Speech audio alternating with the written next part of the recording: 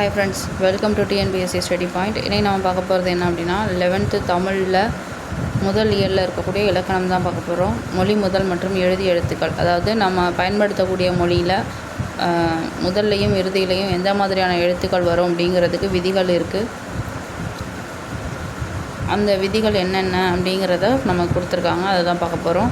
First இந்த வேர்ட்ஸை பாருங்கள். காவிரி, டமாரம், ரெக்கை, பாவை, ராக்கி, கோதை, டப்பா, இந்த சொற்கள்லாம் எல்லாம் தமிழ் சொற்களான்னு கேட்டால் கிடையாது.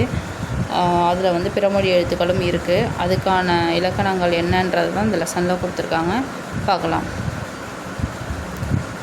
மொழி முதல் எழுத்துக்கள் 22, அதாவது மொழி முதல்ல 22 எழுத்துக்கள் வரும். அது என்னென்ன அப்படின்னா உயிரெழுத்துக்கள் 12, அதாவது உயிரெழுத்து 12ம் மொழி முதல்ல வரும். மெய்யெழுத்து தனிமை வடிவில் சொல்லுக்கு முதல்ல வரது கிடையாது. மெய்யெழுத்து சொல்லுக்கு முதல்ல வராது, சரியா? அடுத்தது அது உயிரெழுத்தோடு சேர்ந்து உயிர்மெய் எழுத்தாக தான் சொல்லுக்கு முதல்ல வரும். ஓகே, இந்த விஷயம் நல்லா நோட் பண்ணிங்க. ஃபஸ்ட்டு உயிரெழுத்து 12 மொழிக்கு முதல்ல வரும். மெய்யெழுத்து வராது, உயிர்மெய் எழுத்து வடிவில் அது வரும், அவ்வளோதான். அடுத்தது அந்த மெய்யெழுத்துக்களில் காய்ஞ, சாய்ஞ, தான, பாம, ஏவ, இந்த 10 வரிசைகள் உயிர்மெய் வடிவங்களாக சொல்லில் முதலில் வரும். அதாவது உயிர்மெய் எழுத்தாக வரும்னு சொல்லிட்டோம். அதுலேயும் என்னென்ன வரும் அப்படின்னா காய்ஞ, சாய்ஞ, தான, பாம, ஏவ, இந்த வார்த்தைகள் மட்டும், இந்த எழுத்துக்கள் மட்டும்தான் சொல்லுக்கு முதல்ல வரும். ஞனம் என்னும் சொல்லில் அந்த ஞனம்ன்ற சொல்லில் மட்டும்தான் ஞா வரும், வேறு எங்கேயும் வராது அப்படின்னு கொடுத்துருக்காங்க. அடுத்தது டன, ர, ல, ல, ர, ந, இந்த 8 வரிசைகள் சொல்லுக்கு முதல்ல வராது. அதாவது இந்த மேலே இருக்கு இல்லையா, காய்ஞ, சாய்ஞ, தான, பாம, ஏவ, இந்த எழுத்துக்கள் தவிர மீதி எழுத்துக்கள் சொல்லுக்கு முதல்ல வராதுன்னு கொடுத்துருக்காங்க. ஆயுத எழுத்து, அதாவது அக்கன்னா இருக்கு இல்லையா, அது சொல்லுக்கு முதல்ல வராது. அதெல்லாம் நமக்கே தெரியும். இப்போ இந்த இதில் பார்த்திங்கன்னா உயிரெழுத்து 12 வருது, மெய்யெழுத்து 10 வருது. ஸோ அது ரெண்டையும் சேர்த்தா தான் 22 எழுத்து. மீதி எதுவும் வராது. ஞான்ற சொல் ஞானம் அப்படின்னு சொல்லக்கூடிய அந்த வார்த்தையில் மட்டும்தான் வருது, எல்லாத்துலேயும் வராது. ஓகே, அடுத்தது பார்க்கலாம். பாக்ஸ் பாருங்கள். குரல் அப்படின்ற சொல்லை பிரித்தோம் அப்படின்னா இக்கு ப்ளஸ் ஊ, அதுதான் கூன்னு வரும். ரா இரு ப்ளஸ் ஆ வரும், இல். இதை இப்படின்னு பிரிக்க முடியும், அது நமக்கே தெரியும் சொற்களை பிரிக்கிறது. அதாவது தெரியாதுன்னா இதை நல்லா நோட் பார்த்துங்க. கூ இருக்கு இல்லையா, இதை எப்படி பிரிக்கலாம் அப்படின்னா மெய்யெழுத்தான இக்கும் உயிரெழுத்தான ஊவும் சேர்ந்து தான் நம்ம கூன்னு சொல்கிறோம். இது ரெண்டும் சேர்ந்து தான் கூன்னு வருது. அதே மாதிரி இந்த ரா இருக்கு இல்லையா, ராவை பொறுத்த வரைக்கும் எப்படி பிரிக்கலாம் அப்படின்னா மெய்யெழுத்தான இரோட உயிரெழுத்தான ஆ சேரும் பொழுது ரான்னு வருது. இதுவே இந்த இடத்துல ரா இல்லாமல் ரா, அதாவது நெடிலாக இருந்தது அப்படின்னா அதை எப்படி பிரிக்கலாம்னு சாம்பிள் சும்மா ஒரு உதாரணத்துக்கு சொல்கிறேன். அதே மெய்யெழுத்து வரும் இரு, ஆனால் உயிரெழுத்தில் ஆனாவுக்கு பதிலாக ஆவண்ணா வந்துடும். ஓகே, இந்த மாதிரி தான் பிரிக்கணும். இந்த மாதிரி பிரிக்கக்கூடிய இந்த கூங்கிறது உயிர்மெய் எழுத்து. இக்கு ப்ளஸ் ஓ அப்படின்னு பிரிக்கும் பொழுது இக்குங்கிற மெய்யெழுத்து சொல்லுக்கு முதல்ல வரும். அதாவது முன்னாடி கொடுத்தாங்க இல்லையா, மெய்யெழுத்து ஸ்ட்ரைட்டாக சொல்லுக்கு முதல்ல வராது, உயிர்மெய் எழுத்தாக தான் சொல்லுக்கு முதல்ல வரும்னு. அதுக்கு எக்ஸாம்பிள் கொடுத்துருக்காங்க பாக்ஸில், வேறு ஒன்றும் கிடையாது. அடுத்தது இங் அப்படிங்கிற அந்த மெய் மெல்லின மெய். இங்குங்கிறது மெல்லின மெய். அதுக்கான அர்த்தம் என்ன அப்படின்னா விதம்.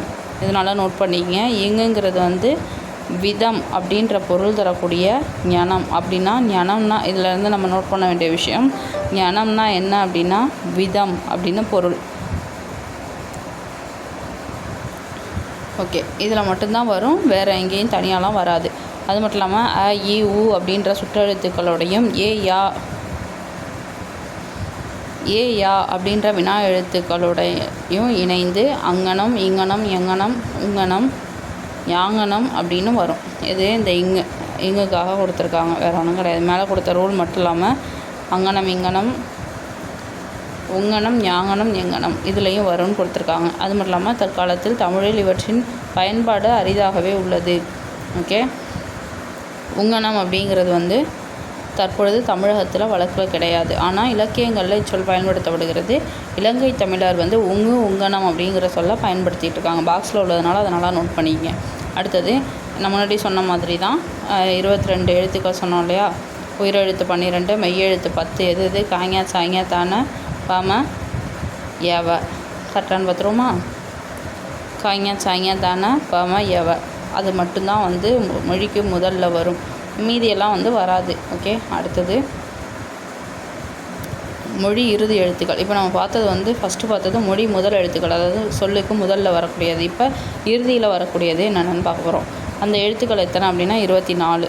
அது வந்து 22, இது 24.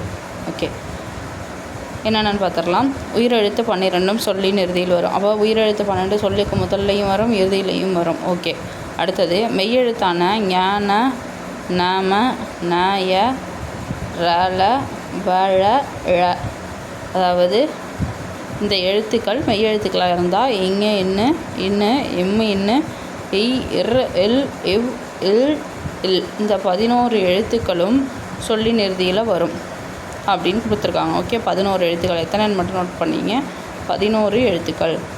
ஓகே, கச அதாவது இக்கு இச்சு இட்டு இத்து இப்பு இரு இந்த வல்லின மெய் 6ம் எனும் மெல்லின மெய் 1ம் சொல்லின் இறுதியில் வர்றது கிடையாது. அப்போ நம்ம இப்போ இதை எப்படி படிச்சுக்கலாம் அப்படின்னா கசட தபர அப்படின்னு சொல்லக்கூடிய அந்த வல்லின எழுத்துக்கள் இருக்கையா, அதை மெய்யெழுத்தாக மாற்றிக்கிங்க. அப்போ வல்லின மெய் இக்கு இச்சு எட்டு எத்து இப்பு இரு இந்த வல்லின மெய் எழுத்துக்கள் 6ம் இங்குங்கோ சொல்லக்கூடிய அந்த ஒரு மெல்லின மெய்யும் சொல்லுக்கு அதாவது மொழிக்கு இறுதியில் வராது. ஓகேவா? அப்போ 7 வந்துருச்சு கவுண்ட்டு. ஓகே, மெய்யெழுத்து மொத்தம் 18. அந்த 18 இங்கே வந்து நமக்கு 6 + 1 வந்துருச்சா, அப்போ 7ன்னு வந்துட்டு 7 மைனஸ் பண்ணிட்டோன்னா 11. அப்போ இந்த 11 தான் இது. இதை ஃபுல்லாக உட்காந்து மனப்பாடம் பண்ண முடியல அப்படின்னா கசட தபரில் அது நமக்கு நல்லா ஞாபகம் இருக்கும். ஸோ கசட தபர ஞாபகம் வச்சுங்க, அதில் புள்ளி வச்ச எழுத்து. ஸோ வல்லின மெய்ன்னு வந்துருச்சு. அப்புறம் இங்கே ஒன்று, இது 7 தவிர மீதியெல்லாம் வந்து வரும்னு ஞாபகம் வச்சுங்க இறுதியில். இதை வந்து 7ம் வராதுன்னு ஞாபகம் வச்சுங்க. ஓகே, அப்போ பழைய இலக்கண நூலார் மொழி இறுதி குற்றியல் உகர எழுத்தையும் சேர்த்துக்கொள்வார். அதாவது என் இவ் 3 பழைய இலக்கிய வழக்கில் சொல்லின் இறுதியில் எழுத்தாக வந்துள்ளன. ஆயினும் இன்றைய வழக்கில் அதை சொல்லுக்கு இறுதியாக வருவது கிடையாது. அதனால் நம்ம இப்போ அதை மென்ஷன் பண்ணலை. ஆனால் அதை வந்து முன்னாடி யூஸ் பண்ணாங்கங்கிறத ஞாபகம் வச்சுக்கணும். இங்கே என்ன இவ் 3.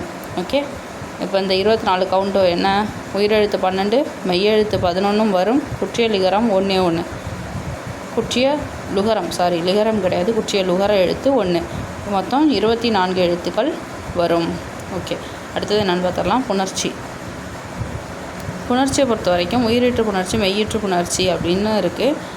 அதுக்கப்புறம் வந்து சரி, புணர்ச்சியில் ஃபஸ்ட்டு என்ன கொடுத்துருக்காங்கன்னு பார்த்துடலாம். நாம் பேசும்போது சில சொற்கள் ஒன்றன் பின் ஒன்றாக அடுக்கி ஒரு சொல் போலவே பேசுகின்றோம். எழுதும் பொழுதும் அவ்வாறே எழுதுகிறோம். தமிழரசி நாட்டுப்பண் ஆகிய சொற்கள் ஒரு சொல் வடிவமுடையவை ஆயினும் 2 சொற்கள் சேர்க்கையாக உள்ளன. அதாவது தமிழ் அரசி அப்படிங்கிறது வந்து வெவ்வேறு 2 சொற்கள், இது சேர்ந்து தான் தமிழரசின்னு சொல்கிறோம். அதே மாதிரி நாடு பண் இது 2ஐயும் சேர்த்து நாட்டுப்பண் அப்படின்னு சொல்கிறோம். இதில் விஷயம் என்ன அப்படின்னா, இவற்றின் முதலில் நிற்கும் சொல்லை நிலைமொழினா என்னன்னு சொல்லிடுறேன். முதல்ல நிற்கக்கூடிய சொல் இதுதான் நிலைமொழி. இது வந்து பின்னாடி வரக்கூடியது வருமொழி. அதனோட அடுத்து வரும் சொல்லை வருமொழி அப்படின்னு சொல்கிறாங்க. ஓகே, இவ்வாறு நிலைமொழியும் வருமொழியும் இணைவது, இப்படி 2ம் சேரும் பொழுது இந்த இடத்துல வரக்கூடிய மாற்றத்தை வச்சு அதை வந்து புணர்ச்சி, என்ன மாதிரி புணர்ச்சி அப்படிங்கிறத சொல்கிறாங்க. ஓகே, நிலைமொழியின் இறுதி எழுத்தும் வருமொழியின் முதல் எழுத்தும் புணர்ச்சிக்கு உரியன. அதாவது நிலைமொழியின் இறுதி எழுத்து வருமொழியின் முதல் எழுத்து அப்படின்னா என்னன்னா ஒன்றும் கிடையாது. இந்த தமிழில் இந்த இல்லு தான் நிலைமொழியின் இறுதி எழுத்து, வருமொழியின் முதல் எழுத்துன்னும் போது இந்த ஆனா. ஓகே, இவ்வளோதான் விஷயம். உயிரீற்று மற்றும் மெய்யீற்று. வீடியோ ஃபாஸ்ட்டாக போகிற மாதிரி இருந்ததுன்னா ஸ்பீடை வந்து கம்மி பண்ணி வச்சு பாருங்கள். அந்த 3 டாட் இருக்கு இல்லையா, அதை கிளிக் பண்ணிங்கன்னா ஸ்பீடுன்னு இருக்கும். ஸோ அந்த ஸ்பீடை வந்து கிளிக் பண்ணிங்கன்னா நார்மல் 1.5 2.2 வரை இருக்கும். அப்புறம் ஸ்லோ பண்ணுறதுலேயும் 0.5 7.5லாம் இருக்கும், 0.75 0.25 அப்படிலாம் இருக்கும். எந்த ஸ்பீடு உங்களுக்கு ஓகேவோ அந்த ஸ்பீடில் வச்சு பாருங்கள். இல்லை அப்படின்னா வீடியோவை இன்னொரு தடவை பாருங்கள், புரியும். நான் ஃபாஸ்ட்டாக சொல்லிட்டு போகிறேன், ஏன்னா சொன்ன பாயிண்ட்டே திரும்ப திரும்ப சொல்ல வேணாம் அப்படிங்கிறதுக்காக. ஓகே, இலக்கணம்ன்றதுனால கொஞ்சம் கஷ்டமாக தான் இருக்கும், திரும்ப பார்த்தீங்கன்னா புரியும். ஓகே, உயிரிற்று மற்றும் மெய்யிற்று அப்படின்னா என்ன? உயிரிறு மெய்யிறுனா என்னென்னா, நிலைமொழியோட இறுதி எழுத்து. நிலைமொழி நான் சொல்லிட்டேன் இல்லையா, அந்த தமிழ் தான் நிலைமொழின்னு. இந்த நிலைமொழியோட இறுதி எழுத்து வந்து உயிர் மெய்யாக இருந்தாலும், நிலைமொழியோட இறுதி எழுத்து வந்து உயிர்மெய். உயிர்மெய்னா என்ன? இந்த இடத்துல எக்ஸாம்பிள் கொடுத்துருக்காங்க. இன் ப்ளஸ் இ, இது வந்து என்னென்னா உயிர் மெய் இருந்தாலும் அதன் இறுதியில் நிற்கும் வடிவம் உயிரிறு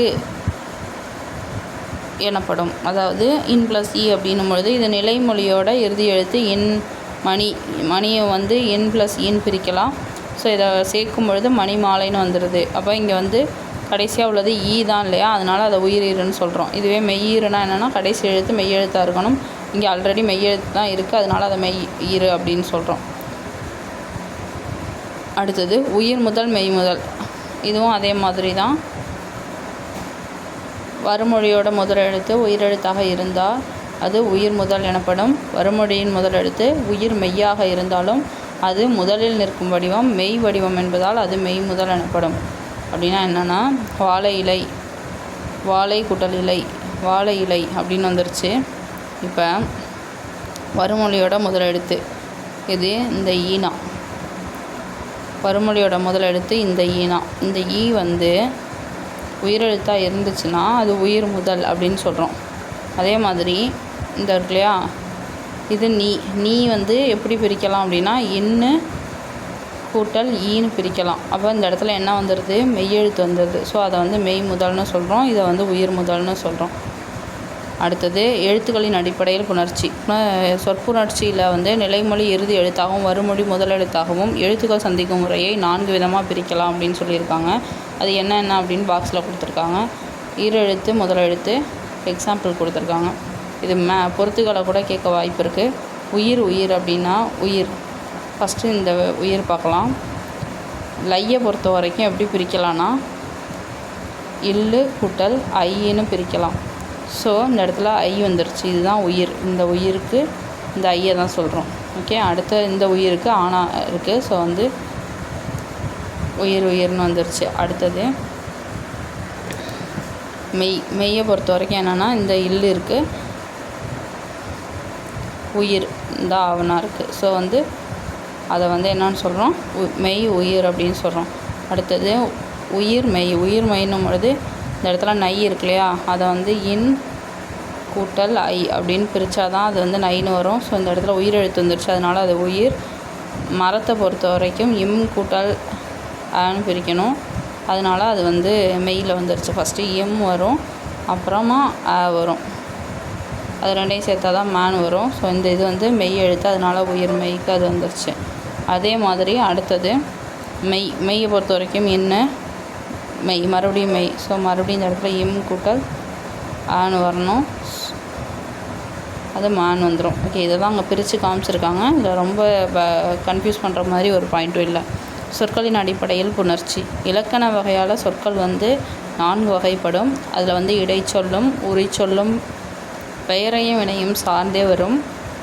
இவ்விரு சொற்களும் நிலைமொழியாகவும் வறுமொழியாகவும் வந்தாலும் அவற்றின் புணர்ச்சி எழுத்துக்களின் புணர்ச்சி அப்படின்னு கொடுத்துருக்காங்க. ஓகே, நிலைமொழி வறுமொழியை பொறுத்த வரைக்கும் பார்த்துடலாம். பெயர் அப்படின்னும்பொழுது கனிங்கிறதும் ஒரு பெயர், சாருங்கிறதும் ஒரு பெயர். பெயர் வினைன்னும் பொழுது தமிழ் வந்து பெயர், வினை வந்து படிங்கிறது வந்து ஒரு செயல் இல்லையா, அதனால் அது வந்து வினை. வினைன்னும் பொழுது நடந்து செல். வினை பெயர்னும் பொழுது படிக்கிறது வந்து ஒரு செயல், பெயர்ன்றது வந்து நூலில் வந்துடுது. அதை பிரித்து காமிச்சிருக்காங்க. புணர்ச்சி என்பது எழுத்துக்களின் சந்திப்பாகவும் சொற்களின் சந்திப்பாகவும் அமைது. எனவே எழுத்துக்களும் சொற்களும் ஒரு ஒலிக்கூறுகளாகவும் பொருள் கூறுகளாகவும் சந்திக்கும் நிகழ்வை வந்து புணர்ச்சின்னு சொல்கிறோம். அடுத்த பாயிண்ட் பாருங்கள். குற்றிய லுகர ஈறு அப்படின்னா என்ன அப்படின்னா, கடைசி எழுத்து குற்றிய லுகர அந்த இதை பற்றி மென்ஷன் பண்ணியிருக்காங்க. சார்பு எழுத்துக்களில் ஆயுதம் சொல்லின் முதலிலோ இறுதியிலோ வராது, அது இடையில் மட்டும்தான் வரும், அது தெரிஞ்ச விஷயந்தான். குற்றிய லுகரமும் அதாவது நுந்தை தவிர குற்றிய லிகரமும் இக்காலத்தில் சொல்லின் முதலில் வராது. ஆயினும் குற்றிய லுகர 6 வகைகளில் சொல்லின் இறுதியில் வருது. குற்றிய லுகர ஈச்சுடன் வரும் நிலைமொழி குற்றிய லுகர ஈறு அல்லது குற்றிய லுகர நிலைமொழி அப்படின்னு சொல்கிறோம். ஓகே, அதை நோட் பண்ணிக்கங்க. வீடு கூட்டல் இல்லை, வீடு இல்லை. அப்போ இது வந்து நெடில் தொடர் குற்றிய லுகரம். முரடு கூட்டல் காலை முரட்டு காலை. உயிர்த்தொடர் குற்றியலுகரம் உயிர்த்தொடர் குற்றியலுகரம். அடுத்தது அச்சு கூட்டல் பலகை அச்சு பலகை. வன்தொடர் குற்றியலுகரம். பஞ்சு கூட்டல் பொதி பஞ்சு பொதி. மென்தொடர் குற்றியலுகரம். மார்பு கூட்டல் கூடு மார்பு கூடு. இடைத்தொடர் குற்றியலுகரம். எஃகு கூட்டல் கம்பி எஃகு கம்பி. ஆயுத தொடர் குற்றியலுகரம். ஓகே, இந்த பாக்ஸில் உள்ளதை சும்மா ரீட் பண்ணிக்கலாம். என் சொல்லுக்கு என்ன மரியாதை என தர்க்கம் பேசுவது இருக்கட்டும். எங்கு இருந்தாலும் நம் மொழிக்கு முதலிடம் ஏற்படுத்த சந்தியுங்கள். இறுதியில் தாய்மொழியை வளப்படுத்தும் தனி வழியை சிந்தியுங்கள் அப்படின்னு சும்மா கொடுத்துருக்காங்க. அது ஒன்றும் இல்லை, பொருத்தமானவற்றை தேர்ந்தெடுக்கணும். முத்துலிங்கம் வந்து யுகத்தின் பாடல் ஆக்சுவலாக பொருத்தமானதை தான் தேர்ந்தெடுக்க சொல்லியிருக்காங்க. முத்துலிங்கம் 6ஆம் திணை தான் எழுதியிருப்பார், அப்போ அது கிடையாது. அடுத்தது வில்வரத்தினம் அது யுகத்தின் பாடல் எழுதியிருக்காங்க. ரெண்டையும் மாற்றி கொடுத்துருக்காங்க. பொருத்தமானதுன்னு பார்க்கும்போது இந்த சைடு இருக்கிறத பாருங்கள். பவனந்தி முனிவர் நன்னூல் எழுதினார், கரெக்டு. இந்திரன் பேச்சு மொழியும் கவிதை மொழியும், அப்போ இது ரெண்டும் பொருத்தமானது. அப்போ ஆன்சர் இதுதான். கவாடபுரங்களை காவு கொண்ட பின்னும் காலத்தால் சாகாத தொல்கனிமங்கள் அப்படின்னு சொன்னது இந்த இடத்துல அடிமோனை தேர்வு செய்ய சொல்லியிருக்காங்க. அடிமோனை அப்படின்னும் பொழுது கபாடபுரங்களையும் காலத்தால் இந்த ரெண்டும் தான் மேட்ச்சு. அடுத்தது பாயிரம் இல்லது பணுவல் அன்றே. பாயிரம் இல்லது பணுவல் அன்றே. ஒரு திரவ நிலையில் நான் விரும்பும் வகையில் என்னிடம் கீழ்ப்படைந்து நடந்து கொள்ளும் எனது மொழி எழுத்து மொழியாக பதிவு செய்யப்படுகின்றது. உறைந்து போன பனிக்கட்டியை போன்ற திடநிலை அடைகிறது. இவ்வரிகள் உணர்த்தும் கருத்து என்ன அப்படின்னா, எழுத்து மொழியை விட பேச்சு மொழி எளிமையானது அப்படிங்கிறது தான். நம்ம ஏற்கனவே பார்த்தோம், அந்த எழுத்து மொழி பனிக்கட்டி மாதிரியும் பேச்சு மொழி திரவ நிலையில் இருக்கும் அப்படின்னு பார்த்தோம். மொழி முதல் எழுத்துக்கள் அடிப்படையில் முறையானதாக கண்டுபிடிக்க சொல்லியிருக்காங்க. அன்னம் கிண்ணம் இதுதான் முறையானது. ஏன்னா மற்றதெல்லாம் தமிழ் எழுத்துக்களே கிடையாது. சரியா, நம்ம ஆல்ரெடி பார்த்துட்டோம், அந்த ரூல்ஸ் எல்லாம் பார்த்தோம். மொழி முதல் எழுத்துக்கள் 22, மொழி இறுதி எழுத்துக்கள் 24 அப்படின்னு பார்த்துட்டோம். ஓகே, நம்ம ஒரு யூனிட் முடிச்சிட்டோம். ஆனால் இதுக்கப்புறம் இதுக்கு பின்னாடி இன்னும் மொழியை ஆள்வோம் அப்படின்னு சொல்லிட்டு ஆத்தர் பற்றி, அதாவது ஒவ்வொரு இயலுக்கு பின்னாடியும் ஏதோ ஒரு தலைவர்களை பற்றி கொடுத்துருப்பாங்க. அது ரொம்ப ரொம்ப முக்கியமானது. அதையும் நம்ம பார்த்துட்டோன்னா இந்த யூனிட் கம்ப்ளீட்டாக முடிஞ்சிடும். இப்போ இந்த இதில் யாரை பற்றி கொடுத்துருக்காங்க அப்படின்னா, மகாவித்வான் மீனாட்சி சுந்தரனாரை பற்றி கொடுத்துருக்காங்க. எனக்கு தெரிஞ்சு நம்ம இப்போ இதை தனியாக ஒரு வீடியோவில் பார்க்குறது பெட்டர்னு நினைக்கிறேன். ஏன்னா இவர் ரொம்ப முக்கியமானவர். இந்த எல்லா இயல்லையும் வரக்கூடிய இந்த ஆத்தரை மட்டும் தனியாக ஒரு வீடியோவில் பார்க்கலாம். தேங்க்யூ.